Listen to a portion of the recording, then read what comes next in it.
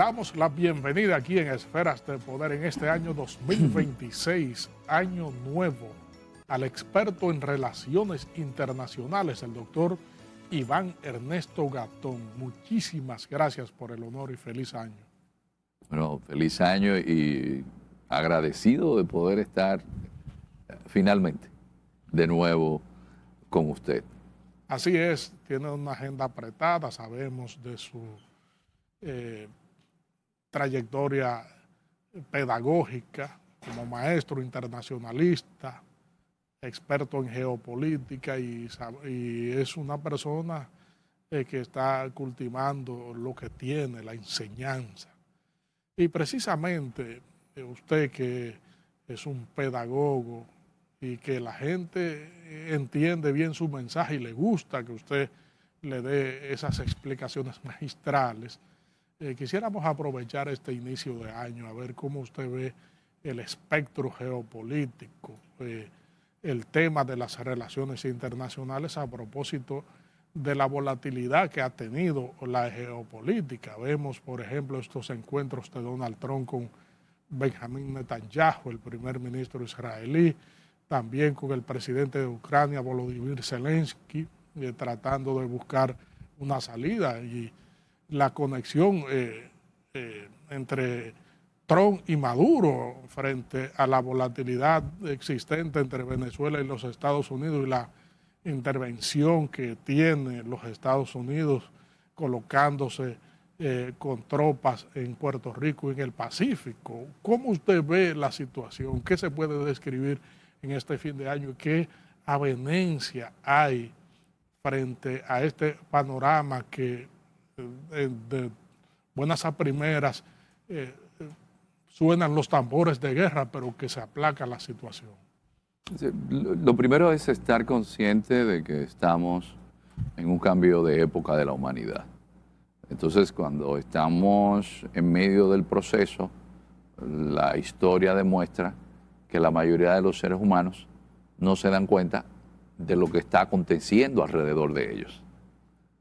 Entonces, como no podemos tener en este momento la visión del conjunto, no todo el mundo puede ir a la complejidad del latín complexus, lo que está unido, porque una cosa se une con otra, y es que no queremos aceptar que el orden que se estableció a partir de la Segunda Guerra Mundial, ya ese orden desapareció. El orden del derecho internacional, tomado como el referente para todo lo que tiene que ver con los ires y venires de las relaciones entre los países, eso quedó a un lado.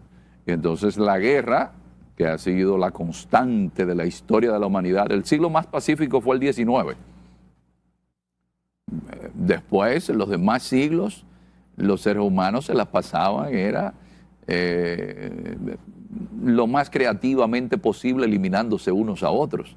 Y el siglo XX, donde se inventó armamentos que ponen en peligro incluso la especie, 1916 tenemos la Primera Guerra Mundial, pero ya el 1 de septiembre de 1939 tenemos la Segunda Guerra Mundial. Entonces, esa guerra, que siempre lo refiero, es la partera de la historia, bajo ese orden que se estableció a partir de lo que se llamó Guerra Fría. Habían equilibrios y que podían permitir que ambas potencias pudieran dirimir sus conflictos. Pero sucede que llegó la hiperhegemonía de Estados Unidos a partir de la caída del muro de Berlín en 1989, así como también la implosión de la Unión de Repúblicas Socialistas Soviéticas. Y Estados Unidos, en un momento en el cual, siempre lo refiero a Francis Fukuyama, decía que ya la historia había terminado y que iba a triunfar el liberalismo en lo económico y la democracia en el aspecto político. Ahora vemos que las democracias han retrocedido y vemos que hay una desglobalización, y todo eso porque lo que Jim O'Neill, en un trabajo que publicara en The Economist, llamara BRICS. Y es que hay nuevos actores. Tiene a India, que es el país más poblado del mundo y que le está aportando al Producto Interno Bruto Mundial más de un 9%. Tiene entonces a China, que le aporta al Producto Interno Bruto Mundial 22%. Estados Unidos aporta casi un 26%. La economía americana no ha ido tan mal. La economía americana es innegable su capacidad de poder ser productiva. Y lo que vemos es que ya no es solo Estados Unidos, pero si tomamos Indonesia, que es otro actor, si tomamos a Turquía, entonces si tomamos Sudáfrica, México, que es un país importante, ya no es un solo país que puede hegemonizar. Se tiene el poder de las armas. Cuando usted mencionaba lo de Puerto Rico, Estados Unidos tiene más de 700 bases militares alrededor del planeta. Esa es la teoría talasocrática de Alfred Thayer Mahan, lo que luego el presidente Roosevelt, como dicen algunos, el malo, no el bueno, no Franklin, el del siglo XX, sino el de finales del siglo XIX y principios del siglo XX, Teodoro. Y ese corolario Roosevelt a la doctrina Monroe, vamos a tener bases militares alrededor del planeta para tener algo que en geopolítica se llama proyección de poder. ¿Proyección de poder para qué? Bueno, para algo que desde una perspectiva histórica universal, es decir, nos salimos del bosque. Cuando estamos en el bosque, siempre los árboles que están ahí no nos permiten ver el horizonte completo. Entonces hay que salirse del bosque. Cuando uno se sale del bosque y mira la historia de la humanidad, no ha existido ningún imperio que no haya buscado los recursos que necesita en el lugar donde se encuentra. Y si para eso tiene que eliminar a la mitad de la población, la elimina. Porque los imperios, si bien es cierto que destruyen con la guerra, pero entonces crean lo que se llama en latín pax, que fue lo que hicieron los romanos, la pax romana.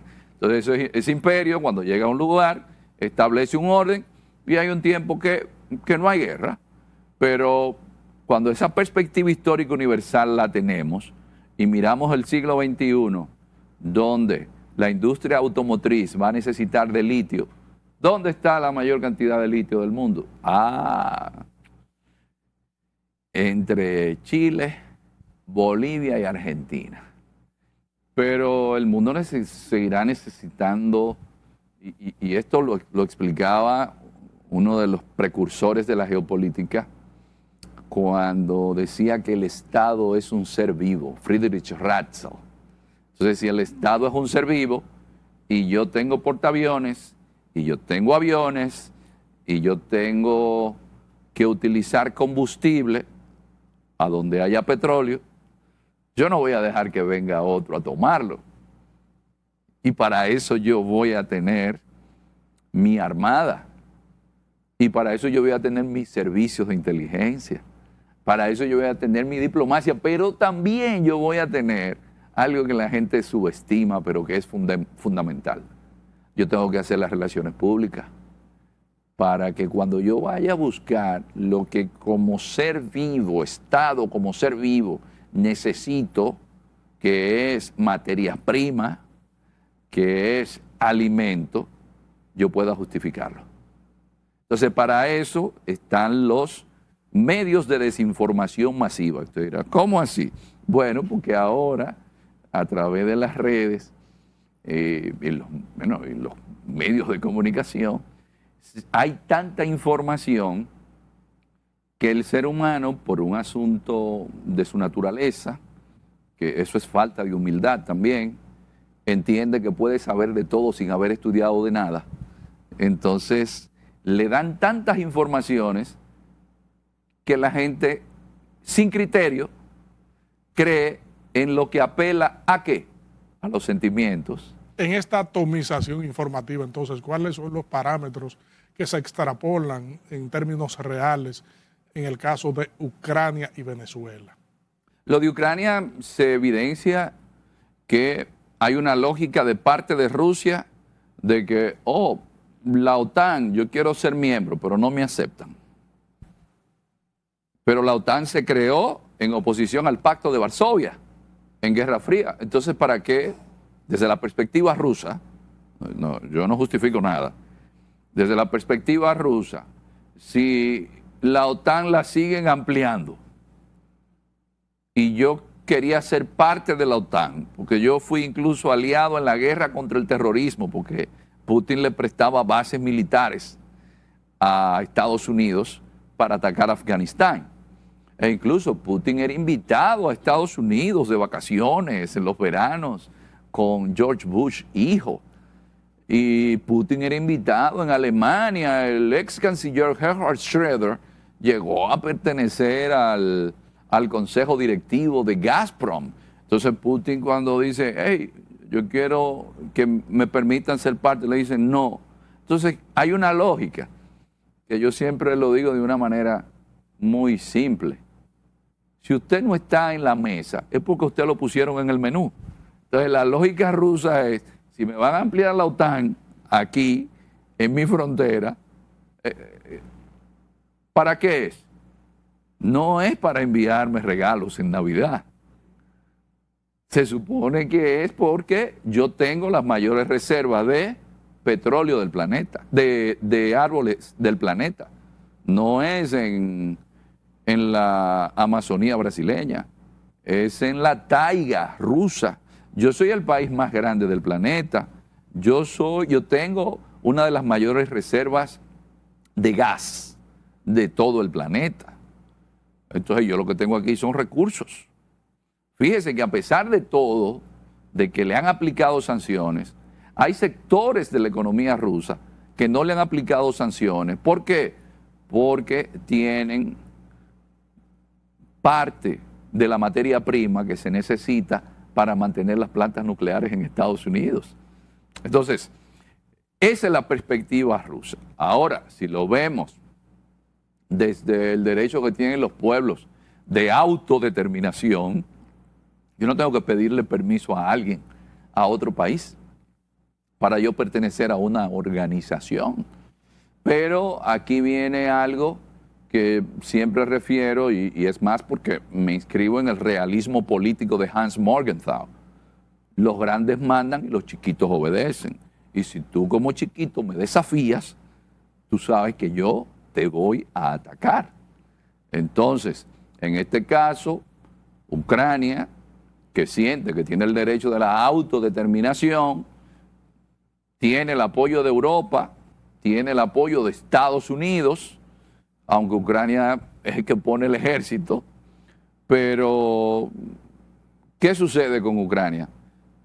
¿Puede Ucrania militarmente vencer a Rusia, país con capacidad nuclear? ¿Puede Ucrania seguir sacrificando su juventud? ¿Sabe cuál es el promedio de muertos? Lo decía el presidente Donald Trump en estos días. En Ucrania hay fines de semana que el promedio de muertos de ambos lados es de 6.000 y 8.000 personas. Pero ¿a quién mandan a la guerra? Mandan a los viejos que están en el asilo. A los señores mayores como yo. No, mandan a los que están en el gimnasio, a los más jovencitos, a los que pueden aguantar temperaturas a 10 grados bajo cero, a los que pueden aguantar el estrés de un frente de guerra de casi 2.000 kilómetros, porque se dice rápido, pero es mucho lo que hay de por medio. Entonces, Ucrania, ¿qué sucede con un país que es bombardeado diariamente? También, la infraestructura se destruye. Entonces, usted está cercenando, castrando el futuro del país. Entonces, lo de Ucrania, siempre yo lo dije desde un principio de la guerra, terminará como todas las guerras, sentados en una mesa de negociaciones, como lo están haciendo ahora. Zelensky se estaba negando a un acuerdo, pero hay una política de parte de la administración Trump que le dice, mira, yo voy a dejar de darte información de inteligencia, yo voy a dejar de prestarte los satélites que tengo con los que te paso información, yo voy a dejar de darte municiones. Entonces está obligado a negociar. No es que quiera, es que para Trump hacer un acuerdo con Putin se le hace más factible, porque Trump lo que está haciendo es demostrándonos que en el siglo XXI lo que vamos a tener es un mundo donde tendremos esferas de influencia de los imperios. Tú me dejas a mí este espacio, por eso ahora le llaman la doctrina Monroe, en vez de Monroe, Trump Rowe, en vez por Trump. Es decir, no es el corolario Roosevelt a la doctrina Monroe, es el corolario Trump a la doctrina Monroe. Entonces, decía Kissinger, si no podemos ser imperio desde el Polo Norte hasta Tierra de Fuego, no seremos imperio en otros sitios. Por eso se le llama el patio trasero. Entonces, ese patio trasero tiene algo, Federico. Ese patio trasero tiene la mayor reserva de petróleo del planeta comprobada en Venezuela, la mayor reserva de agua dulce, una variedad de flora imprescindible para el planeta, la mayor cantidad de cobre. Ustedes dirán, ¿y el cobre? Sí, sin el cobre no nos estuvieran viendo, ni tuvieran tampoco electricidad en su casa. Esa región tiene más del 20% del hierro del planeta. Tiene de las tierras fértiles mejores del planeta, en la zona de Argentina, en La Pampa.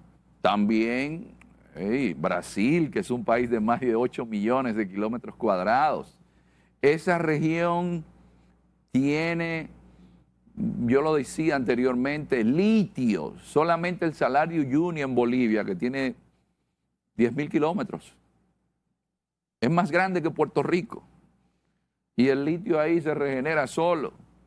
Entonces, esa zona, que dicho sea de paso, desde México hasta Tierra de Fuego, usted puede tener invierno en un lado y verano en el otro. Eso no existe en otro continente. Eso es solamente en este continente. Entonces, ese continente puede Estados Unidos dejar que ya China, que tiene a Brasil su principal socio comercial, ya Brasil, su principal socio comercial no es Estados Unidos, es China. Siempre hago este tipo de reflexiones. Los chinos llegan a Perú y hacen un puerto en Shanghái que compite con el de California.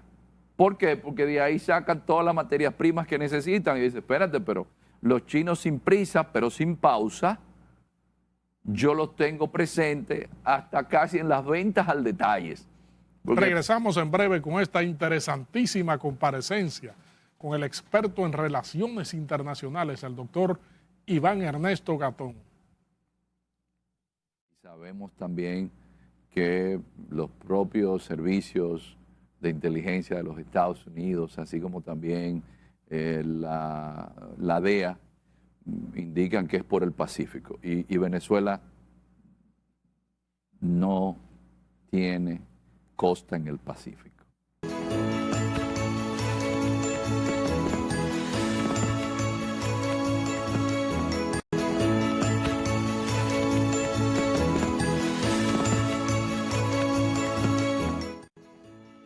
Estamos conversando aquí en Esferas de Poder con el experto en relaciones internacionales, el doctor Iván Ernesto Gatón. Fíjese, uno tiene muy poco tiempo para abordar temas con usted, con una precisión tan didáctica y un dominio hegemónico de los temas geopolíticos, valga la redundancia.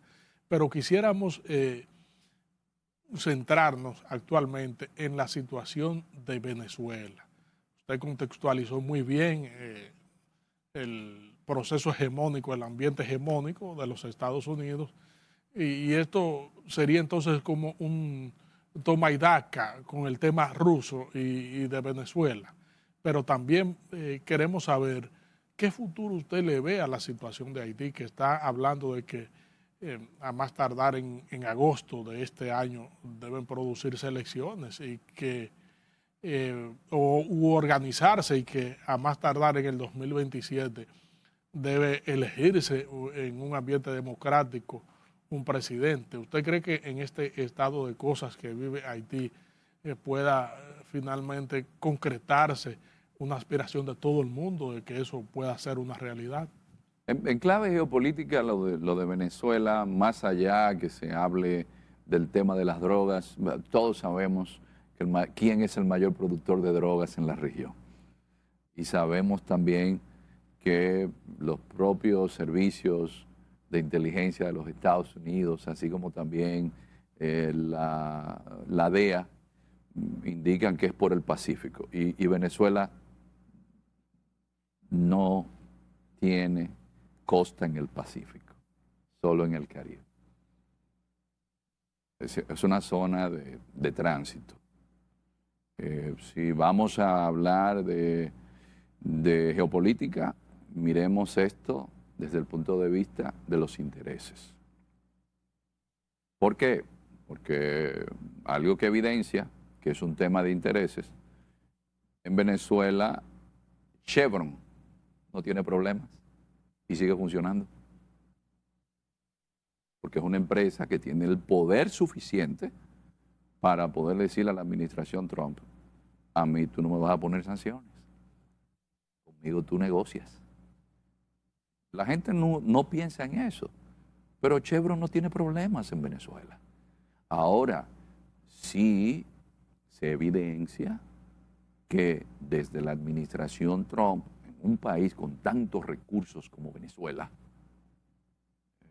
yo necesito un régimen que sea favorable. ¿A qué? A mis intereses. Las relaciones internacionales son hipócritas por naturaleza.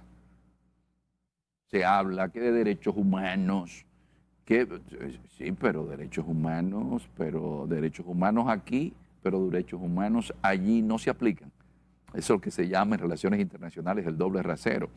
Pero el caso de Venezuela, hay que ver que el chavismo ya tiene más de 25 años, el grupo que está siendo predominante en Washington, esto es geopolítica, esto no es lo políticamente correcto, es como se ven las cosas.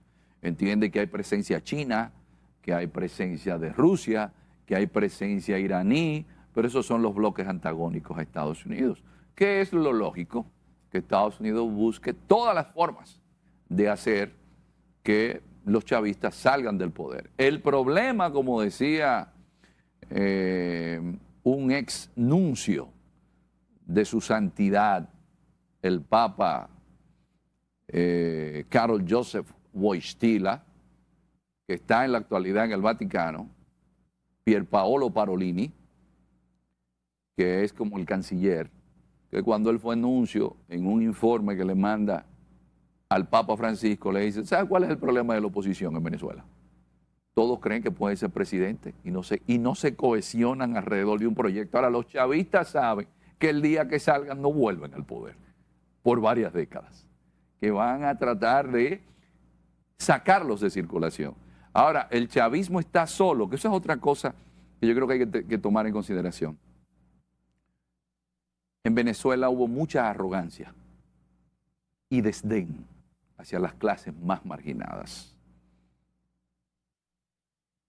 Pero en Venezuela, aparte de eso, ha existido una élite militar que ha sido decisiva en el futuro del país. ¿Por dónde pasa el poder en Venezuela? Por los cuarteles. Entonces, el día que la Armada venezolana, que el Ejército venezolano, que la Fuerza Aérea venezolana dejen de estar cohesionados, se puede hablar de la caída del chavismo, porque el chavismo tiene el soporte de una buena parte de la clase popular, pero sobre todo, como decía Chu Enlai en una reflexión que le hiciera Salvador Allende, le decía, no, mira, el poder no sale de las urnas, el poder sale de la boca de un fusil. Y esa es la realidad con relación al caso de Venezuela. Sé que a la gente no le gusta, pues siempre la gente espera que uno le diga lo que ellos desean escuchar, pero la política se nutre de realidades. Venezuela es un país muy grande, tiene casi 1.000.000 de kilómetros cuadrados, con una orografía, una geografía tremenda. Entonces, no es tan sencillo. Y un país rico, rico, muy rico. Y con relación a Haití, lo más... Entonces, esta presión que está sufriendo Venezuela actualmente y que se insinúa que Maduro puede dejar el poder e irse a asilar a un país, está lejos de la realidad concreta. Bueno, eso se puede negociar. Ahora, Maduro es quien mantiene el sistema. Es decir, un gobierno se mantiene en base a una sola figura, pero ¿dónde están Diosdado Cabello? ¿Dónde está Padrino López? Y todas las pléyades de militares y de ministros, de figuras que mantienen el régimen, porque están equivocados. Es decir, eso de pensar que es Maduro, no, pero Maduro es parte de los que están ahí. Entonces, eso sí se puede llegar a negociación, porque en la política todo es negociable, la política es transaccional. Entonces, lo que hay que esperar a ver, porque el presidente Trump dice, no, yo hablé con Maduro, pero ¿qué están tratando de hacer? Es negociar. Entonces, a veces nosotros lo que queremos llevarlo todo al plano de nuestro pensamiento político. Y las cosas deben ser de tal forma. No, no es así. El mundo se maneja en base a intereses. Mire, si hay algo que nos enseñó Maquiavelo, fue la razón de Estado. El Estado no tiene moral. El Estado lo que tiene son intereses. Y los países lo que tienen son intereses permanentes. Ni enemigos ni amigos permanentes. Entonces, lo que sucede en Venezuela, el día que decidan ellos resolverlo, lo van a resolver. Ahora, Venezuela tiene apoyo chino, Venezuela tiene apoyo ruso. Y yo me imagino que si mañana China y Rusia necesitan negociar algo con los americanos, le van a decir, mira, yo le quito el apoyo. Porque es así también. Yo siempre recuerdo la crisis de los misiles del 62, que Fidel Castro estaba en su apogeo, como el adalid del tercer mundo. Y él pensó que era verdad, que era así, pero Nikita Khrushchev, ¿a quién llamó? ¿Con quién habló?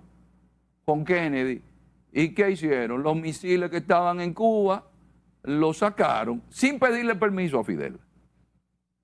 Entonces, Fidel, es que en el tablero del ajedrez de la política mundial, ubícate de 1.000 miligramos, ubícate. Es decir, ¿tú crees que tú eres una torre, un alfil? No, aquí los que mandamos somos los rusos y los americanos, y entre ellos negociaron. Solamente le quedó a los cubanos el sabor de darse cuenta que no eran un país decisivo geoestratégicamente hablando en el planeta. En cuanto a la posición de República Dominicana frente a la situación, porque hemos sido ejes del debate internacional en cuanto a la presión que se está ejerciendo hacia Venezuela para que democratice su situación y que haya apertura hacia una alternabilidad, pero también frente a la situación haitiana. Estamos en ese eje en el debate geopolítico. Sí, porque la República Dominicana está jugando el rol que le ha tocado ante una situación tan compleja que va acorde a lo que ha sido la política exterior del país, de los valores democráticos, de los valores de la paz, Todo eso forma parte de nuestra esencia en la política exterior. Y hay algo que también geopolíticamente hablando no podemos olvidar. Nuestro principal socio comercial, ¿quién es? ¿De dónde vienen las remesas que en este año sobrepasaron los 10.000 millones de dólares? ¿De dónde viene más del 60% del turismo que llega a República Dominicana? ¿De dónde es la mayor parte del capital invertido en el país? Entonces, si tú eres mi socio, tú no vas a estar conmigo. El mundo de las relaciones internacionales es maniqueo. Si no estás conmigo, estás contra mí. Entonces, yo a veces cuando veo las críticas a República Dominicana, digo, señores, contextualicen. Estados Unidos no es simplemente un país que nos queda cerca. Es donde nosotros tenemos todos los huevos puestos en esa canasta. Porque ¿con quién tenemos un acuerdo de libre comercio? El 80% del comercio exterior nuestro, ¿dónde va? Es a Estados Unidos. Entonces, eso es algo que no debemos menospreciar y entender que República Dominicana tiene intereses. Y en sus intereses, ¿cuál pesa más? Y eso a veces aquí se pasa por alto, porque las relaciones internacionales no se ven desde el punto de vista de la moral. Las relaciones internacionales se ven desde el punto de vista de los intereses, porque la misma gente que puede criticar una posición hoy son las que se van a quejar cuando mañana no lleguen las remesas, cuando mañana no se permitan las exportaciones que van a quebrar a una gran cantidad de exportadores.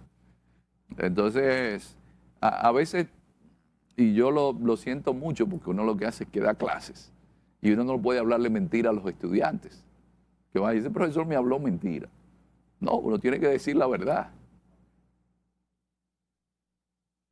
Resumiendo lo de Haití, ¿hay posibilidad de que en medio de un ambiente como el actual haya elecciones, haya un presidente electo por la voluntad popular?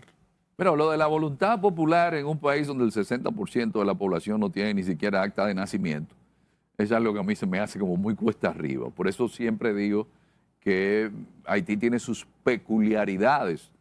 Modestamente, yo estaba recientemente en una comunidad haitiana que se llama Sabumbún, que queda en la parte central de Haití. Y el cambio que yo tuve desde Jimaní a Sabumbún fue como de 100 años de diferencia, donde no hay caminos vecinales, donde no hay energía eléctrica, donde no hay agua potable. Y esa gente van a poner centros de votaciones ahí. Yo creo que lo de Haití, también un tema de la geografía. En Haití la geografía es complicadísima. La gente del norte no tienen una carretera que los vincule con la gente del sur directa. Y ir de Puerto Príncipe a Cabo Haitiano son más de 6 horas. Yo siempre le digo a la gente, usted quiere conocer bien un país, conozca su geografía. Haití es un país que no está bien comunicado, pero tampoco tiene un estado en este momento que podamos decir que tenga lo fundamental, que es el monopolio de la violencia, porque las pandillas son las que están primando. Entonces, todos esperamos que en Haití la situación se resuelva, sobre todo porque Haití es la espada de Damocles de la República Dominicana. Y los haitianos, si se resuelven sus problemas allá, no van a cruzar para acá. Pero la élite que está allí, yo creo que sí, que ojalá y se pongan de acuerdo, porque a Haití le ha faltado eso siempre. Contrario a nosotros, que pudimos hacer un proyecto a partir de 1965, en Haití no hay una élite que haya pensado en un futuro común. Un país que tenga un 60% de su población sin identidad, eso hay que cuestionarlo. Entonces, nosotros sí pudimos hacer ese proyecto. Ahora, esperemos que es lo mejor para todos, que los haitianos puedan ponerse de acuerdo, porque eso desde el extranjero lo que puede haber es presión política y económica, pero quienes están llamados a resolver los problemas de Haití son los propios haitianos. Lamentamos que el tiempo haya terminado en una conversación tan ilustrativa, edificante, inductiva como la suya aquí en Esferas de Poder en este 2026, inicio, enero. Esferas de Poder siempre será un canal abierto y ojalá dentro de su apretada agenda podamos de vez en cuando tenerle por acá, porque la población necesita realmente la debida orientación en estos temas y usted es un maestro en ellos. Agradecido, muy agradecido. Gracias a ustedes, amigos televidentes, por habernos acompañado en esta interesantísima comparecencia con el experto en relaciones internacionales, el doctor Iván Ernesto Gatón.